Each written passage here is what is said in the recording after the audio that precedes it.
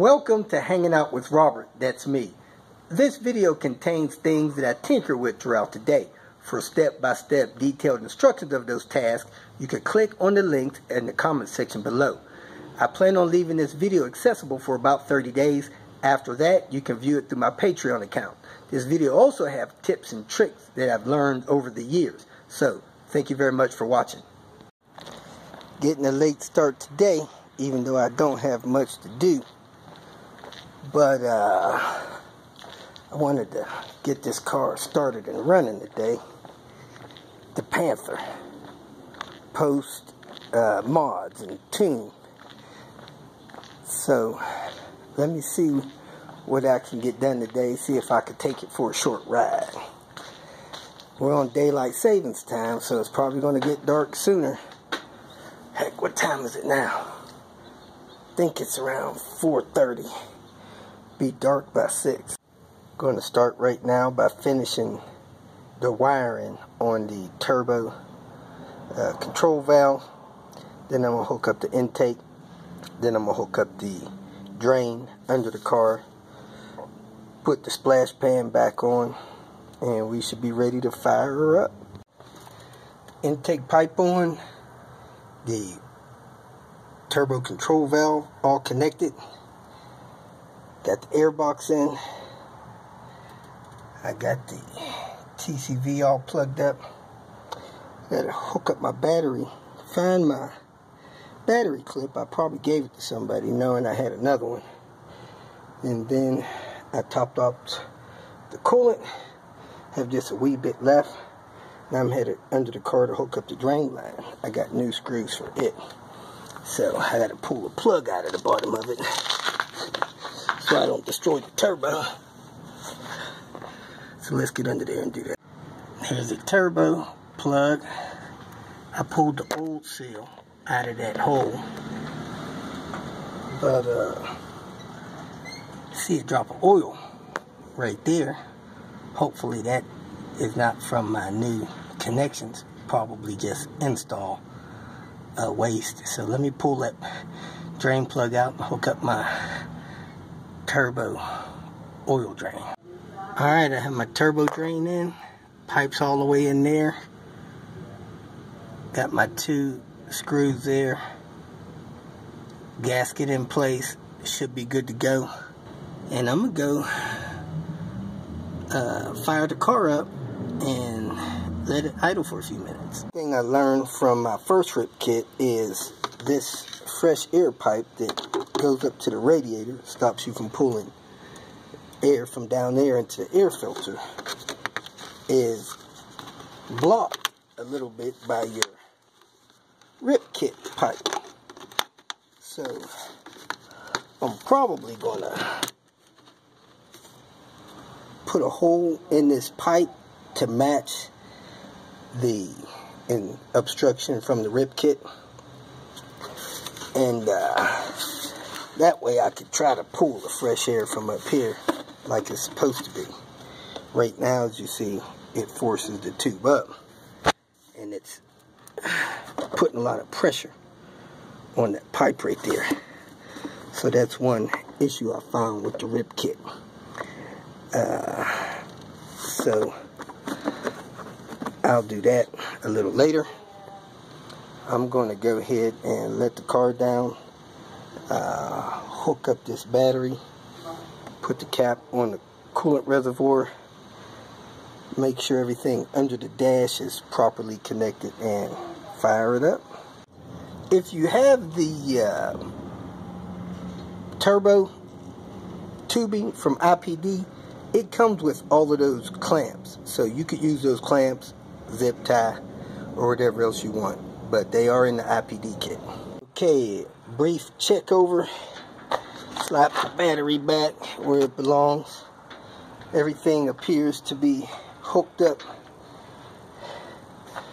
I believe the switch on the new ECU is in the proper position. This switch has 2 positions. It has the drive position and it has the update position. If you have the update position, switched on, as soon as you turn the key on, your fan will come on. So if you hear your fan come on before you start the vehicle, you need to turn that switch off. So I think I'm ready to fire it up. I'm gonna start the car, let it idle a few minutes, check it for leaks, and then take it for a short drive. I have not started this car for 2 weeks. I've been doing this. So it's going to be interesting. New fuel injectors, new computer, new turbo piping, new turbo, all that jazz.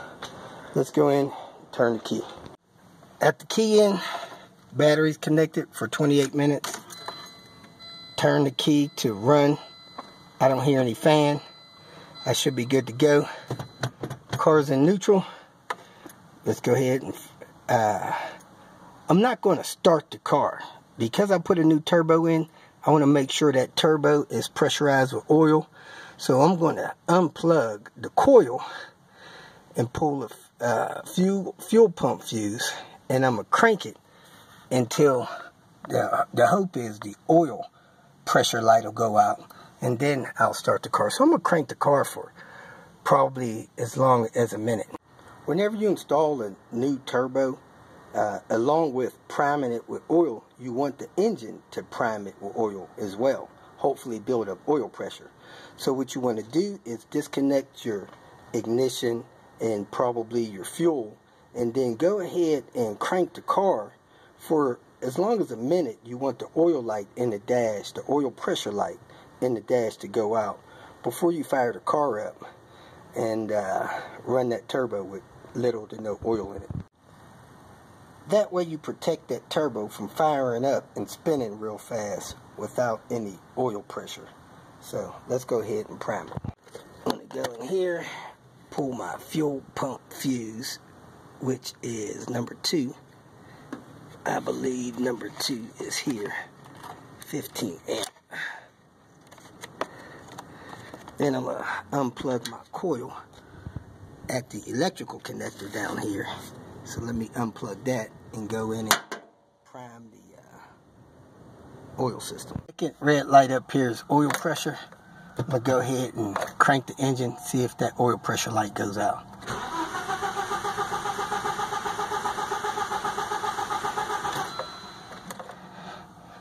Didn't go out, but it is cranking. We'll crank it for 10 more seconds.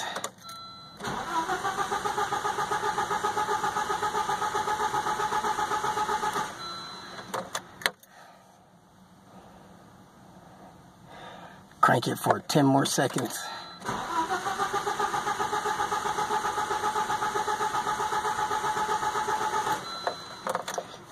I'm going to say it should have oil pressure built. Let me go plug in my fuse for my fuel pump, my coil, and fire this puppy up. And here goes nothing.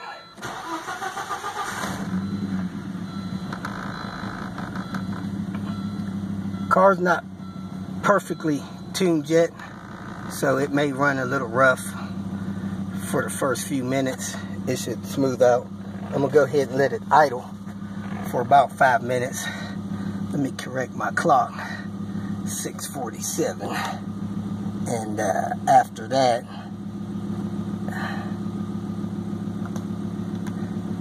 we'll take it for a short drive.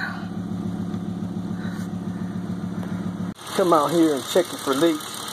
Remember, the initial tune is set for the car to run rich, and you don't have to take it for a spin. You could go ahead and take it for a daddy long run, but I'm not going to do that. I don't have my laptop set up yet. We'll do that tomorrow. Let me check for leaks. It's been idling fine. I'm going to go ahead and take it for a passive drive, put about 4 or 5 miles on it, and shut it down for the night. My scan gauge, make sure nothing goes awry. Temp's good, RPM's good, battery volt's good, average mile per gallon. Like I said, I'm going to just drive down the road and back and just make sure it's running okay. everything seems to be running well. When I first started, the idle was kind of erratic, but it is pretty much stabilized back at 840, where this car normally idles. Gas mileage not too bad for a short run.